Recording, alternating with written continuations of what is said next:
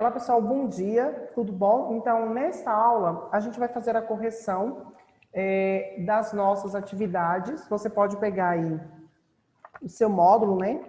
As atividades da última unidade para a gente poder fazer a conclusão do módulo.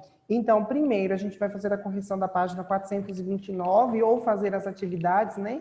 Para quem não fez, eu vou fazer a explicação aí de cada uma das questões, a gente vai resolver e você pode ir respondendo. E depois, a gente vai fazer da página 432 até concluir o módulo, certo? Então, você pega aí o seu módulo, bastante atenção, que à medida que eu for fazendo, né, cada uma das questões, eu vou também explicando o conteúdo e a gente vai compreendendo melhor sobre a questão da Revolução Industrial. Então, deixa eu abrir aqui.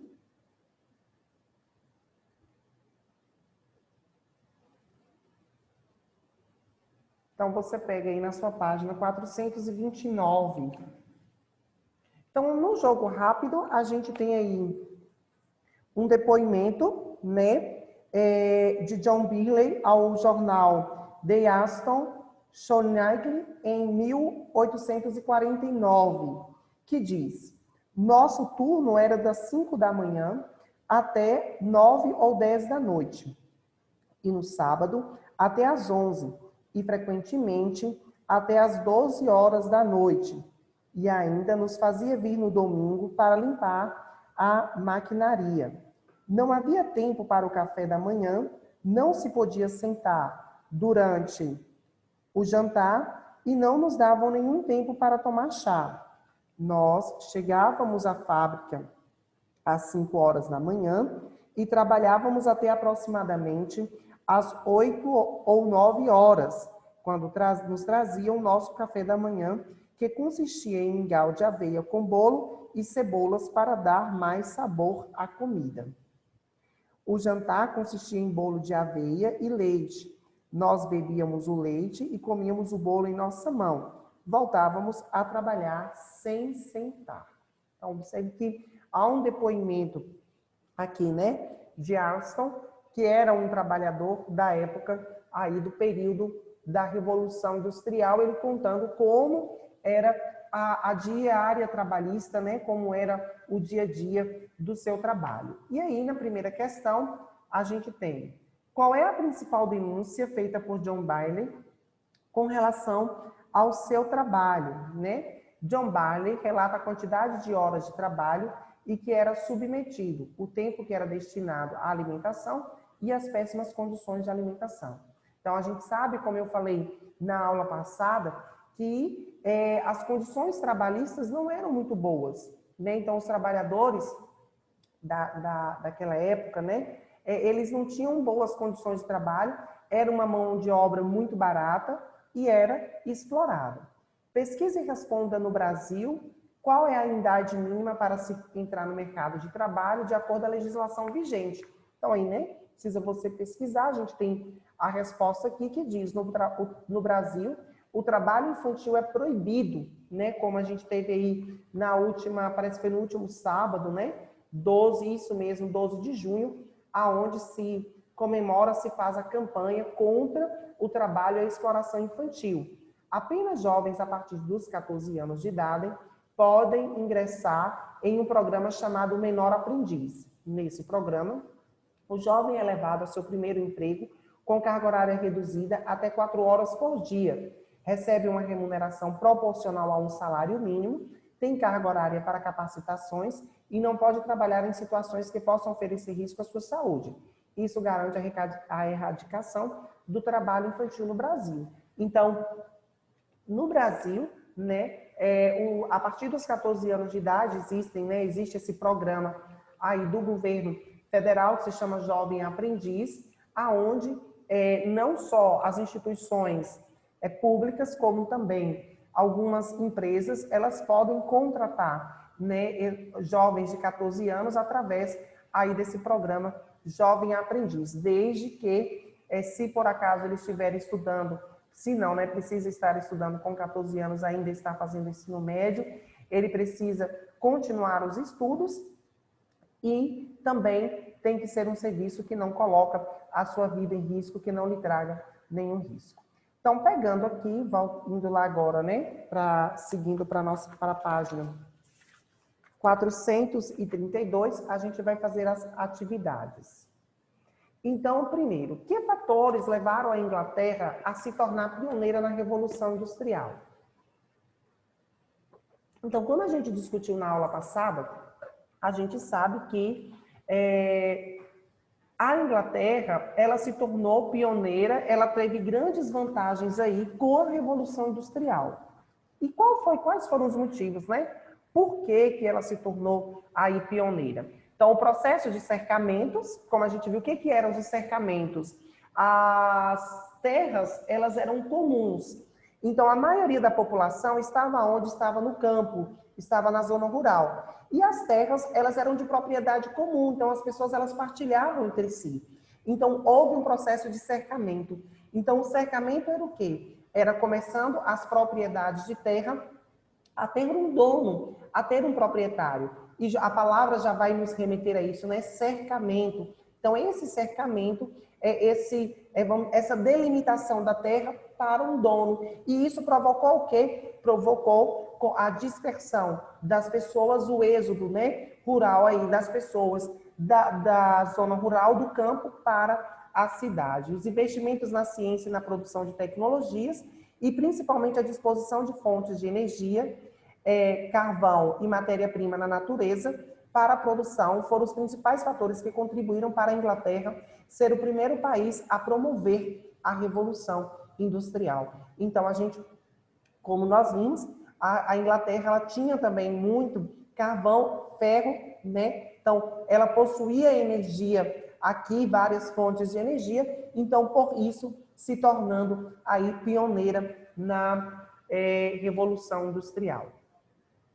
O livro Utopia, escrito pelo humanista Thomas More, em 1516, divide-se em duas partes. Na primeira parte, More, ele descreveu a situação da nação inglesa dizendo: os inumeráveis rebanhos que cobrem hoje toda a Inglaterra são de tal sorte vorazes e ferozes que devoram mesmo os homens e despovoam os campos, as casas, as aldeias, onde se recolhe a lã mais fina e mais preciosa.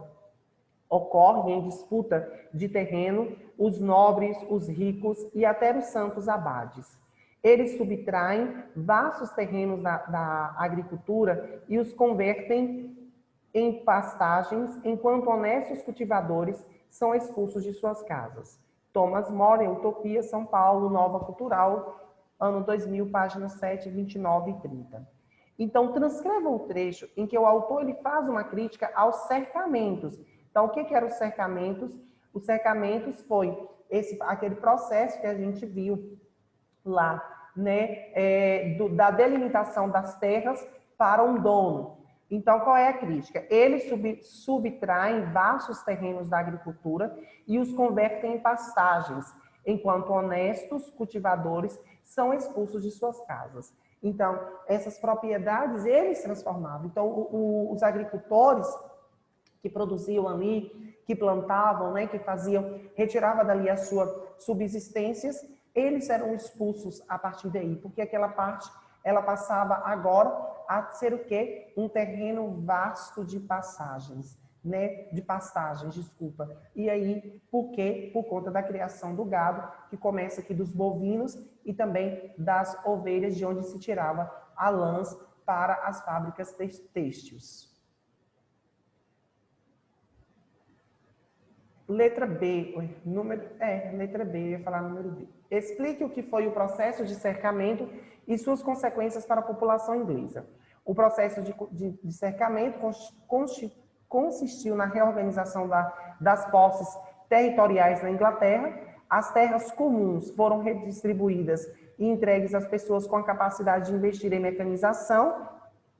Dessa maneira, as pessoas comuns, camponeses, em sua maioria, foram substituídas por máquinas e expulsas de suas terras, promovendo o êxodo rural. Então, a gente, né, esse cercamento, a delimitação das terras para um dono, para uma propriedade, ela se deu justamente porque esses grandes, a nobreza, ela tinha condições de investir.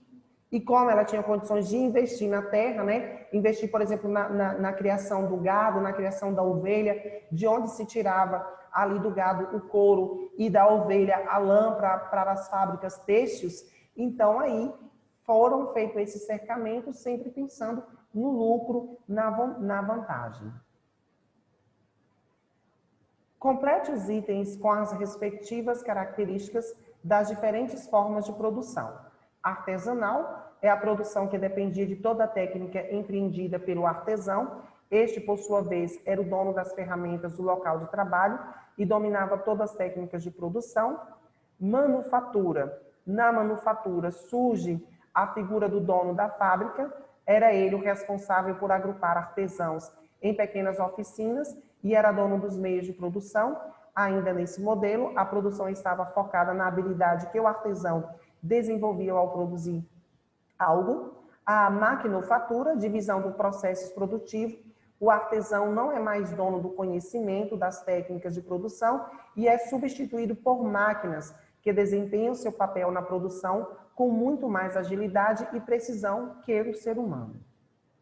Sob quais alegações a burguesia industrial poderia diminuir o salário dos operários na maquinofatura? Então, os artesãos, eles eram donos do processo produtivo, por isso eram considerados a peça fundamental na produção.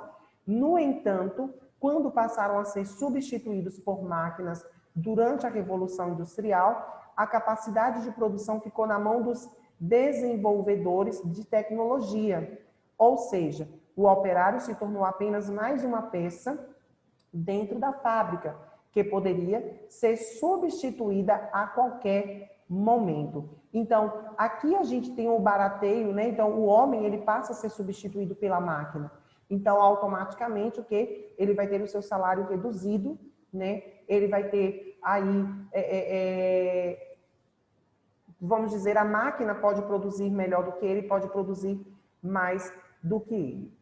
A ilustração a seguir foi divulgada na Inglaterra entre 1811 e 1816. Ela representa um movimento ocorrido nas fábricas desse período.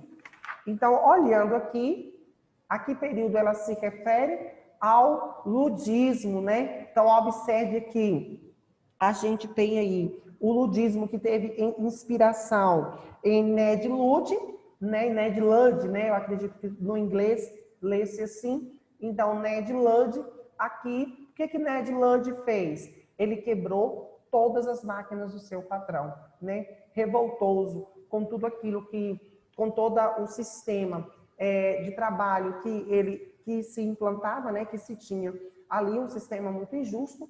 Então, o que ele vai fazer? Ele vai quebrar todas as máquinas. Então, este movimento, surgiu um movimento inspirado nessa luta chamado de ludismo.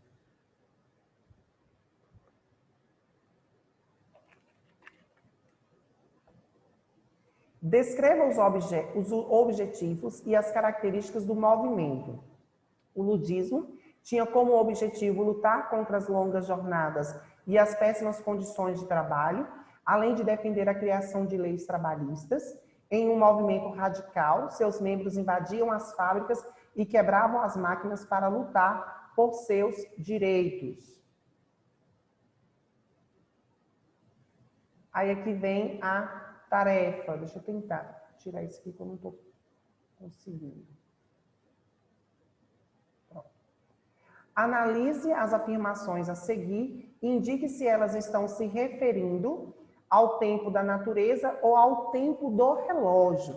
Essa questão do tempo, a gente vai ver na organização da sociedade da Inglaterra naquela época. Então, havia algumas questões culturais, algumas maneiras de se organizar, né, toda a sociedade. Lá na página 425, você pode pegar rapidinho, só para a gente entender, diz assim: cultura e sociedade nos centros industriais.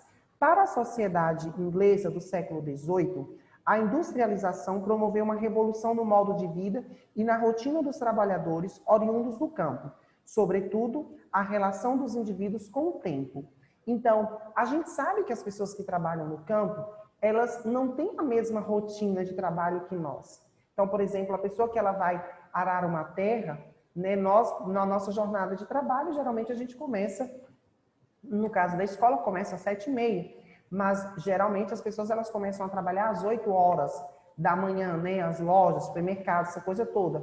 Então, houve essa mudança de rotina. Então, as pessoas que estavam no campo, elas costumavam acordar e trabalhar mais cedo, né, justamente por conta do sol. Então, quando o sol já estava alto, as pessoas que trabalhavam no campo, elas já estavam retomando, né, do seu trabalho. Então, houve essa mudança também na questão aqui das pessoas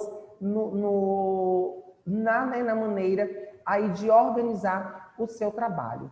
Então, aí, a gente tem no campo, a população era controlada pelo tempo da natureza, respeitando as condições da natureza.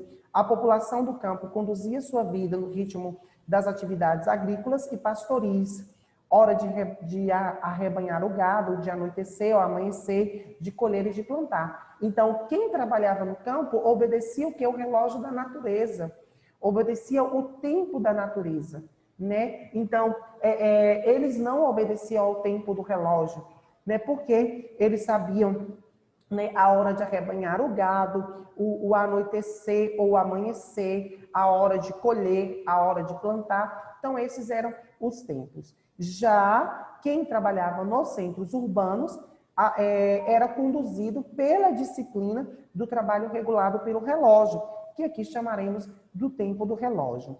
A máquina, a sincronização de seus movimentos e a velocidade de produção foram fatores determinantes para a organização da população em relação ao relógio. Assim, também foi possível disciplinar o horário de entrada e saída, além do horário do almoço dos trabalhadores. Então, havia-se um controle, né? Passou-se a ter um controle da hora de trabalho, o início, o fim, a hora do almoço, algumas determinações. Então, a gente tem o tempo da natureza e o tempo do relógio. Então, agricultores acordam com o canto do galo, é o tempo da natureza. O comércio abre às 8 horas, é o tempo do relógio.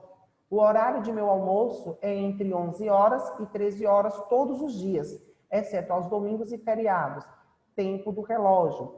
Crianças só param de brincar quando estão muito cansadas, o tempo da natureza. A jornada de trabalho permitida em nosso país é de 44 horas semanais, tempo do relógio. Analise o texto a seguir e depois responda ao que se pede.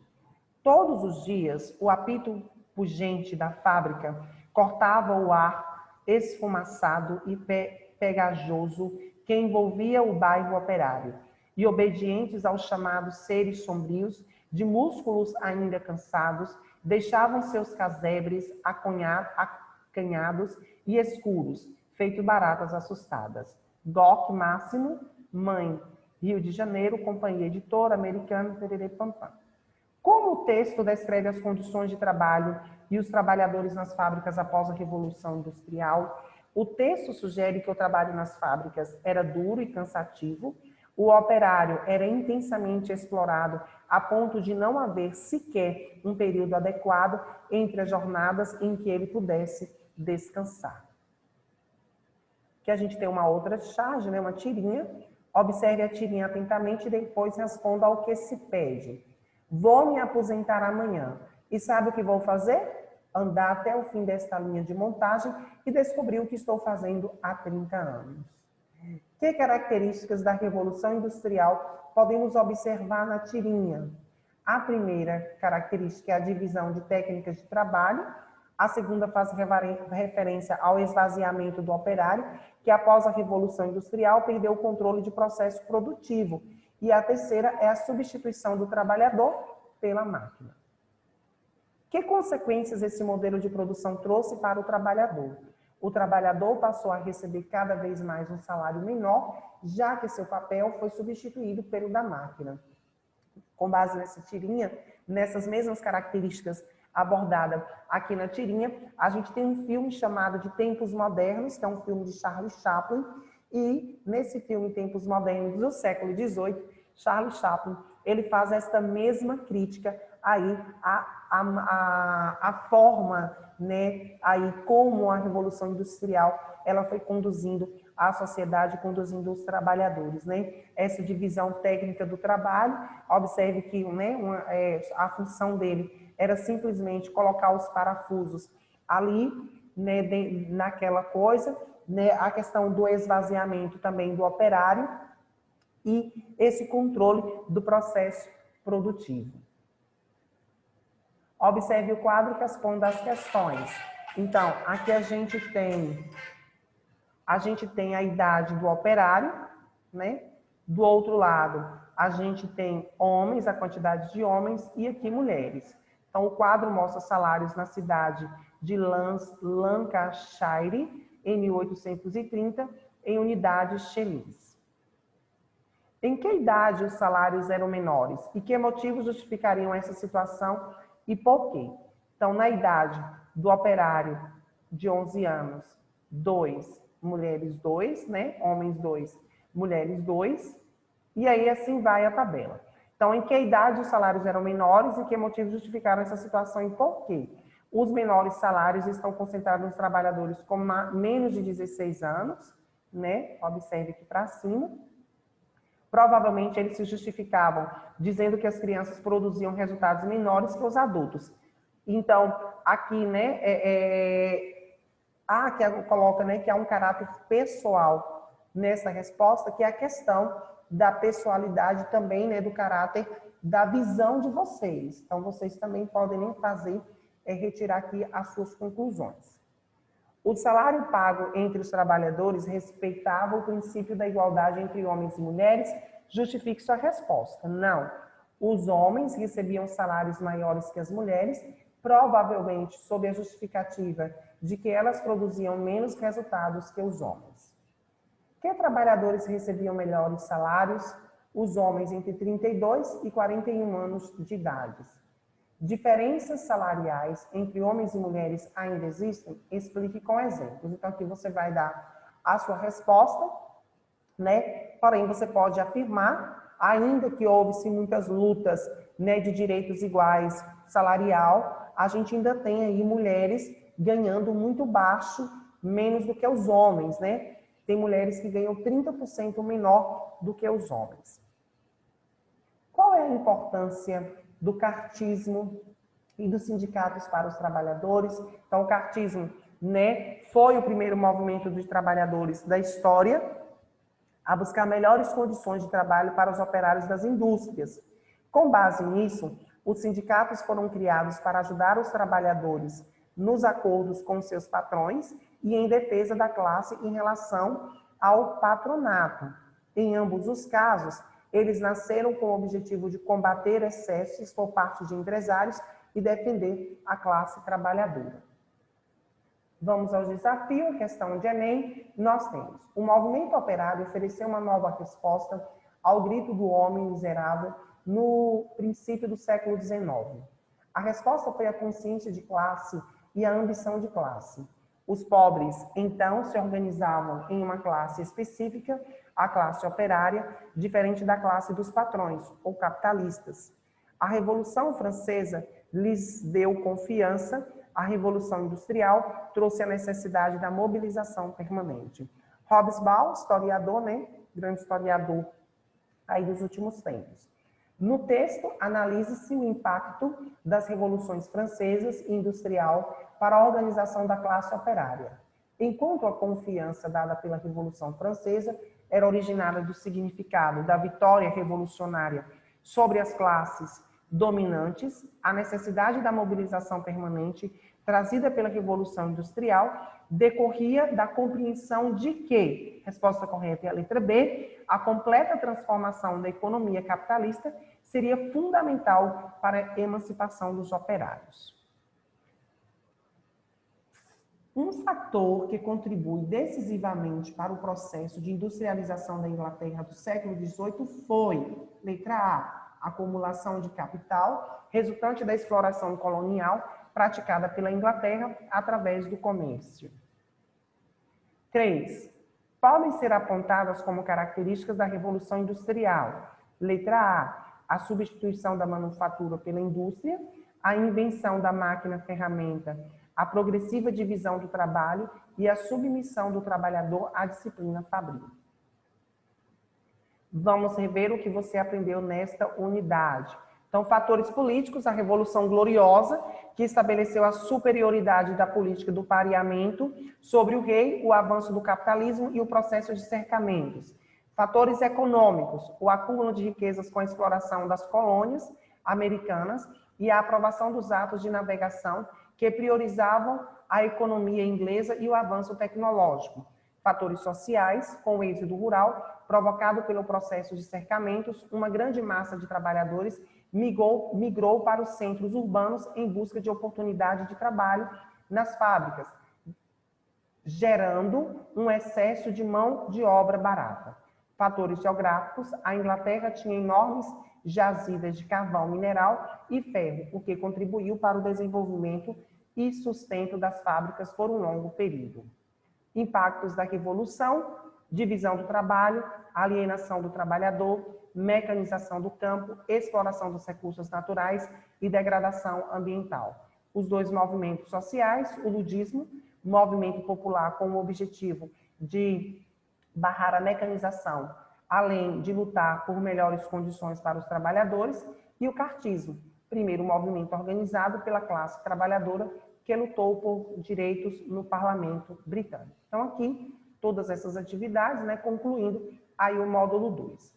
Aqui, para finalizar, a gente tem uma breve revisão, né? Não sei se vocês realizaram essas atividades, mas aqui eu vou fazer a correção rapidamente para vocês concluírem o módulo. Quais são os principais elementos comuns no pensamento de Rousseau, Montesquieu e Voltaire? Os três iluministas defendem a liberdade acima de todas as coisas. De acordo com eles, a liberdade é um direito inalienável do cidadão e o Estado deve cumprir o seu papel de garantir esse direito a todos os cidadãos. Aqui a gente tem esse texto sobre tolerância religiosa. Eu creio que a gente fez a correção dessas atividades aqui. Então, qual é a ideia central do texto? O Estatuto garante aos cidadãos da Virgínia o direito de liberdade religiosa. O texto contraria o antigo regime e justifica sua resposta, sim. O governador do antigo regime, em sua maioria, era um absolutista, isto é, impunha a religião oficial do Estado ao povo. Esse documento é baseado em alguma ideia iluminista? Se sim, qual? Sim, o Estatuto prega pela liberdade incondicional de todo cidadão, legado deixado por inúmeros pensadores do período, como Rousseau e Voltaire. Em que consistia o liberalismo econômico? A base do pensamento liberal econômico é a defesa do fim da intervenção estatal na economia. Dessa maneira, o mercado seria regulado pela lei da oferta e da procura. Além disso, em vez da valorização dos metais preciosos que representavam a riqueza maior do Estado mercantilista, o trabalho passava a ser visto como principal e verdadeira fonte geradora de riqueza. Leia o documento a seguir e depois responda as questões. Então, vamos para as questões. Que princípios iluministas podem identificar na Declaração de Independência dos Estados Unidos? Nessa Declaração de Independência, podemos identificar os seguintes princípios iluministas. Todos os homens foram criados iguais, todos têm direito à vida, à liberdade e à busca da felicidade. Sempre que uma forma de governo anular esses objetivos, o povo pode alterá-lo ou instituir um novo governo. Que motivos levaram o exército de Napoleão Bonaparte à derrota contra os russos e o que isso representou para o imperador francês? O frio intenso na Rússia e a estratégia na terra arrasada, utilizado pelos russos, foram as principais causas da derrota francesa para Napoleão Bonaparte. Essa derrota significou o fim de seu prestígio com o povo francês e seu exílio na ilha de Elba. No espaço a seguir, faça um esquema de sociedade francesa antes da Revolução Francesa, depois escreva as características de cada classe, que estava na nossa prova, não foi? Então, era dividido em 3 estados, primeiro estado, segundo estado, terceiro estado. Então, aqui no primeiro estado, a gente tem quem? O clero alto e baixo, né? E a gente tem a nobreza também. Depois, aqui, já no segundo estado, a gente tem a burguesia e aqui no segundo estado, a gente tem a nobreza. Já aqui no terceiro estado, a gente tem o povo, que era a sua maioria, onde em cima tem a burguesia, os artesãos e, por último, os camponeses e operários. O clero e a nobreza tinham muitos privilégios e estavam isentos de diversos impostos, além de serem mantidos pelo terceiro estado. Apenas a nobreza podia ocupar determinados cargos da administração pública, com direito a receber títulos e pensões vitalícias e hereditárias. O terceiro estado era composto de grandes burgueses ligados a finanças, pequenos e médios artesãos, profissionais liberais, camponeses e trabalhadores urbanos assalariados. Sobre o terceiro estado, principalmente os camponeses, recaía o peso dos impostos cobrados pelos monarcas do antigo regime. Aqui você faz a sua autoavaliação. Então é isso, aqui, né, a correção de todo o nosso módulo. Caso você tenha alguma dúvida, você pode perguntar aí. Ao concluir essa atividade, eu peço que vocês sinalizem, por gentileza, para a gente ir no Meet rapidinho, logo fazer a introdução do nosso próximo módulo, certo? Forte abraço.